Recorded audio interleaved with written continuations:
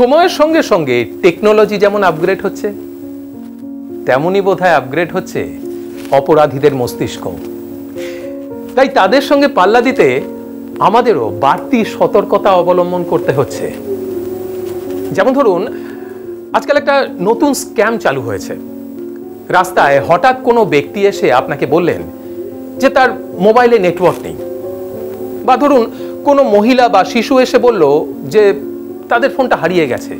আপনি যদি দয়া করে আপনার ফোন থেকে তাদের বাড়ির লোককে একটা ফোন করতে দেন, এ আর এমন কি কথা, আপনিও দয়া পরবশ হয়ে তাদের হাতে আপনার মোবাইল ফোনটা তুলে দিলেন।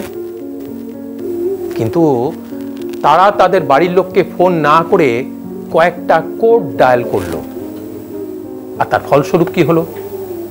পরবর্তীকালে আপনার ফোনে আসা সমস্ত রকমের মেসেজ এবং কল ফরওয়ার্ড হয়ে গেল অন্য আরেকটি ফোনে। আপনার ব্যাংকের ওটিপি থেকে শুরু করে সমস্ত রকমের গোপন তথ্য চলে গেল অন্য কারো হাতে, আর আপনার ব্যাংক অ্যাকাউন্টটি হয়ে গেল একেবারে ফাঁকা। ইতিমধ্যে এরকম 1000টিরও বেশি কেস জমা পড়েছে পুলিশের হাতে।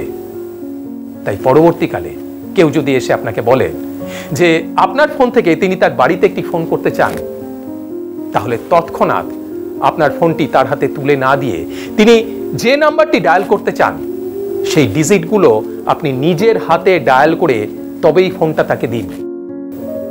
দেখুন, আমরাই বলি যে মানুষকে বিশ্বাস করুন, মানুষের পাশে দাঁড়ান, কিন্তু সত্যি কথা বলতে কি, আজকের দিনে সর্বদিক দিয়ে আপনার নিজের সুরক্ষার বিষয়টা কিন্তু আপনাকেই মাথায় রাখতে হবে, কারণ আপনার সতর্কতাই আপনাকে সুরক্ষিত করে।